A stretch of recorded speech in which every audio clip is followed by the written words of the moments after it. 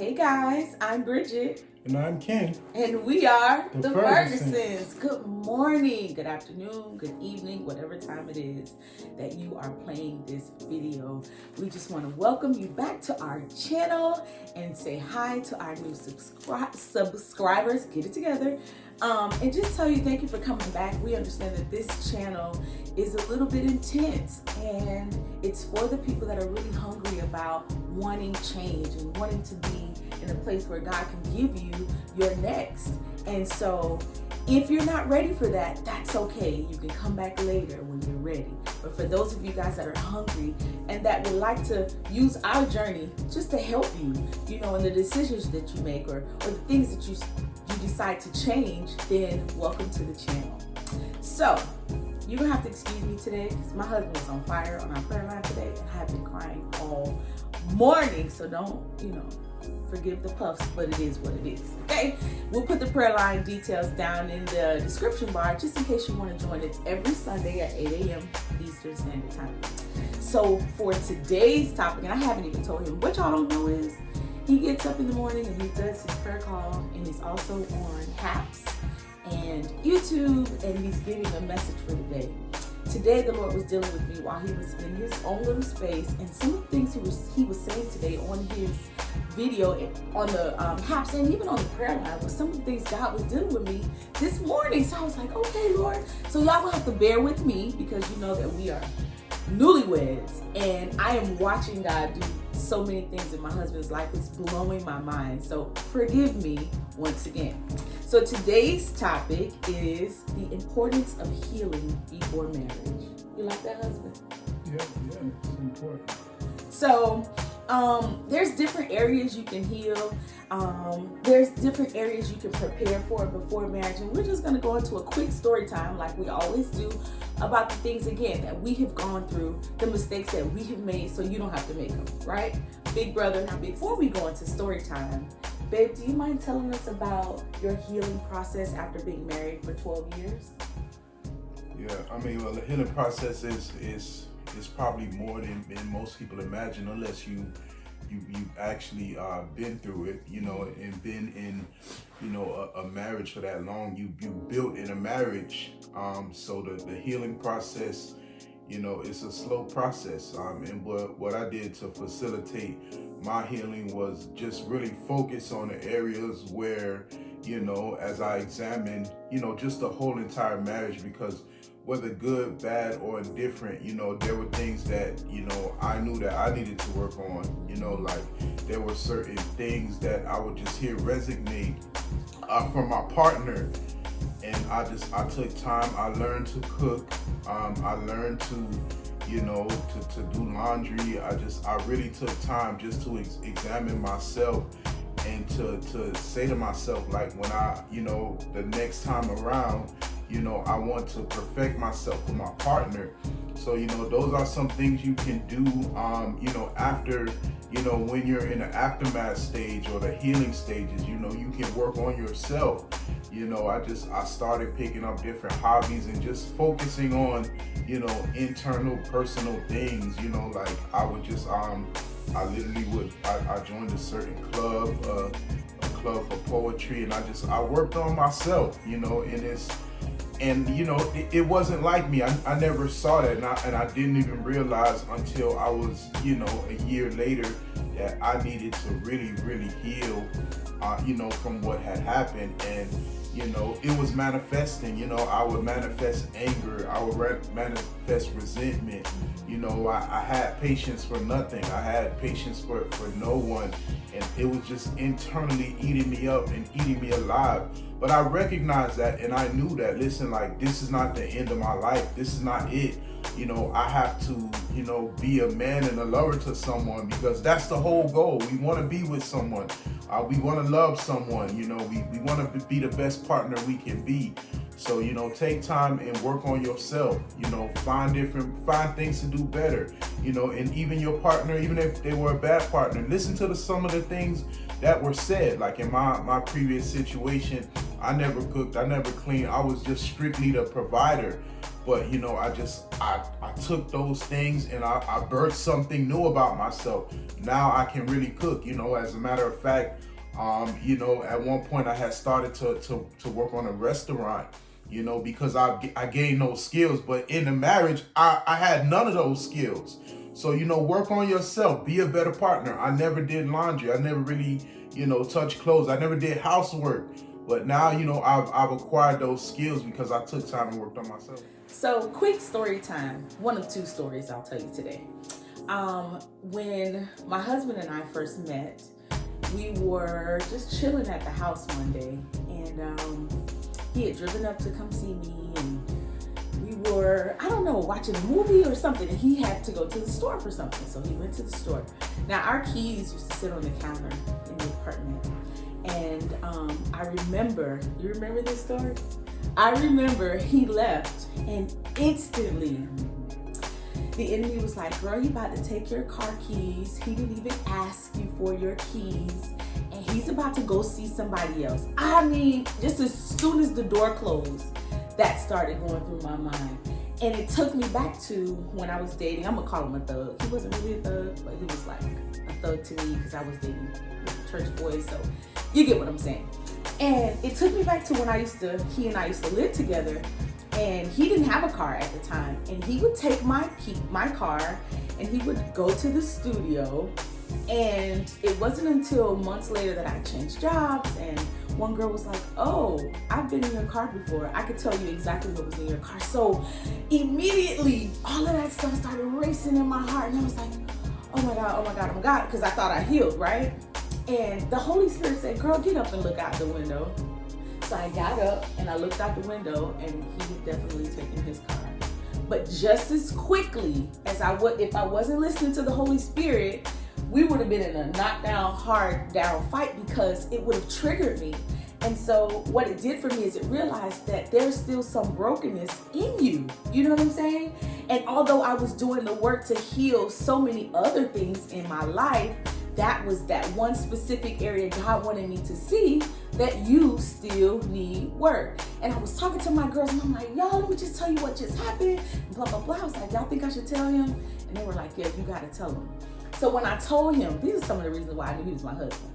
When I told him, he was like, but I didn't take your keys. He kept saying, but I didn't take your keys. And I was like, no. I know that. But I needed you to know, this is what happened to me when I thought you were taking my keys. So let me bring you into what happened to me in my past. And I know they say a lot of times when you're with the right person, they'll help heal you. And he didn't give me lip service. He showed me by action. So pay attention to people's actions, y'all. It's time out for lip service. And he showed me by actions that I got you. I'm covering you. Like, I'm not what hurt you in the past, and it helped. And normally you think, if I tell somebody about what I did and what I allow people to do, they're gonna judge me and they're gonna look at me some type of way. And it's okay, because it tells you how far to go with that person, right? So I just remember that one specific area because I tried to prepare myself for what I wanted, and in the process of me getting what I wanted, it still jumped out, and I was like, okay, so here's a specific prayer for you, Lord. In this area, I see that I am not ready, and I'm still brokenhearted. So you want to talk about, even in that moment, how you felt and what you saw in me, or whatever you're feeling about that. From a historical place, that was, hidden deep in your heart that you probably weren't even aware of. And I think that's what people need to realize, you weren't healed from that. You never came to an understanding that, hey, you know what, he did that, but I can't expect that from everywhere else. Yeah. So what happens is, because that's what you experience, you start applying the same thing when you think you see something that's familiar. And that's why it's so important to heal, because you don't want to apply familiar situations. You want to walk in the newness of something, and I had an understanding of it, I think, because of my maturity where you were, but I understood too, because a similar thing happened to me when I was dating. As a matter of fact, I met this woman, very nice woman. We were dating and we were talking, and one day I thought she stood me up, and I just went on a whole tangent, giving her the whole business, and she just was like, listen, you know, I know you're a nice guy, but like you've been hurt. She even recognizes like what whoever did this to you, she was like it was really deep and you really need to take time to heal. And I kind of recognize that because she calmly and politely put me in my place. So I had the grace to understand, like, you know, that there were some things that you needed to address and work on. That's important.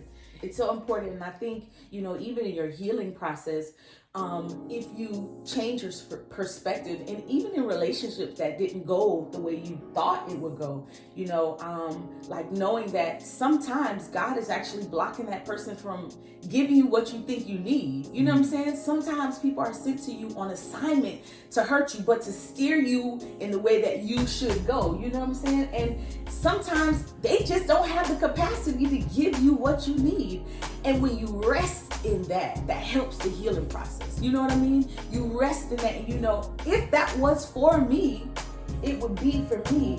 And that helps the heart heal. You know what I'm saying? It helps the heart come together. Now, I'm not saying that, you know, being broken is easy to, you know, be put back together, but God is a mender of all things, right? And so he can mend those broken places, but at the same time, changing the way you think about things and say, you know, man, maybe I needed this for what's next, or maybe I needed this to help somebody else out, because you don't know. You just never know. But like, I've dealt with so much heartache and pain, I try to make it my business to at least begin to get to the broken places, because when you get into a marriage, you don't want to bring that extra. Now, I'm not saying that you're going to get everything wiped clean, because look at me. Before we got married, I realized that there was something else that I wasn't healed from, right? And even as we progress, I believe that other things may even come up, you know what I'm saying, that we have no idea, but then we know at that point it's a trigger. Let's have a conversation about it. Let's talk to God about it, because he's the only one that can mend your broken heart. So I thank God for him showing me things. And let's stop being afraid of what he shows you. You know, you're broken, and that's okay, because he can fix it. You know what I'm saying? Anything else, babe? No, I mean, that's it, you know, and sometimes you won't even realize how deep you're broken, you know, because you're functioning, you know, and I think just naturally, even from a psychological standpoint, like, you know, it becomes a coping mechanism for us to kind of be in denial or to brush under the rug what has happened. So we step into these coping mechanisms and we feel like we have the strength and we moved on, but when a similar set of circumstances appear, it takes us out of character. It brings us into a place of where we're being toxic, and we never meant to be toxic. We were just a victim of a situation that happened to us, and such is life. So you have to be mindful and be leery of the fact that, hey, you know what, like, I got to heal on the inside completely. Like, I gotta, you know, because you'll come into a new relationship and just the insecurities and the toxicness will present itself. So now, like, it's like you're replicating the same situation, and sometimes you're becoming your abuser. You know, sometimes you're bringing in the old stuff and the old baggage, and it's not fair to bring it into something new.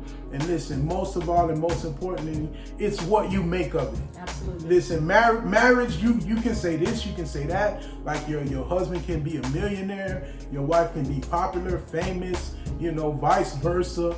But it's really what you make of it. So if you hold it to be sacred, if you want it to be good, if you want it to be pure, you know, take an assessment of yourself and be mindful of yourself and of your partner and of your family and your union. Because listen, like, I learned this from my journey, that, you know, a house divided will never stand. So if you're in agreement with somebody, if you're dating someone and you're thinking about, you know, getting married, like, listen, just know that you and your partner need to be one. And listen, division ain't gonna work. The division destroy houses. And I want to touch back on what you were saying. We're by no means saying to ignore the red flags. I'm not saying that. So if you're dating somebody and they exude what you've seen in previous relationships that didn't work, I'm not saying to ignore the red flags. I'm saying to recognize that you're not healed in that area, and if that person continues to be that person who you dated prior, then you probably need to look at that relationship a little bit more and say, am I going in the cycle? Am I doing the same things? Am I dating the same person with a different name and a different face? That's important too. I remember going to counseling. I was like, man, everybody come to me for counseling. I need to make sure I'm good. And the counselor said to me, baby, you're not looking for no husband. You're looking for a daddy. I said, excuse me? She was like, yeah, you got daddy problems, daddy issues. I was like, I do? She was like, yeah, you're looking for a father, not a dad. And that just threw me all the way around. I was like, I know what I'm doing. Da-da-da-da. I need me a man. She was like, nope. So I had to deal with that. Even those things, not just relationships with, male or female, but there's family hurt. You know what I'm saying? That's friendship hurt. There's like hurt all over the place. And so we just want to make sure you're tapping into, recognizing that there's a place in your heart that still needs healing, and get there. It's important to get there. Yeah, and also you attract what's in you. What's That's inside good. of you attract. You gonna draw what's inside of you. So listen, you probably don't even realize that you're drawing in broken people. Oh, that's good. You're drawing in people that recognize and see like your vulnerabilities. And for them it's just, you're just a stepping stone. So you gotta learn to deal with what's on the inside of you. So the energy that you exude and what you put out there, the energy that you put out there, that it will grab the right person of virtue that can match where you are and where you're trying to go. But if you're broken, you're gonna attract some people that want broken people, some people that are broken. Mm-hmm. And listen, hurt people. There you go. There it is. That's so true. You know what? It's so easy to be like, oh, because he wasn't this and she ain't that and da-da-da-da. But what about what's in you? Because you do attract where you are in life. So if you want something more, you got to become that more. That's good. That was a good point to pull out. That's what's up. Well, we hope that this video blessed you. If it did, like, subscribe, comment below. Tell us some of the things that you did prior to getting married, or what you're doing on your journey to be married, or even just being a better person as far as healing is concerned. Let's talk about it. If you've already conquered this, send this to somebody that is going to help. We literally just want to save or help somebody who was like us. I remember on my journey, I used to just look for somebody that looked like me or been through some stuff that I've been through, just something. And here we are doing that. So we appreciate you spending your time with us. We thank you for being so loyal with Meet the Fergusons. There's so much more to come as we grow as a family, a YouTube family. And we're just really happy to be here and grateful, even in our mess, even in the things that we went through, the hurt and pain, that we're able to share it with you guys. So until next time, bye.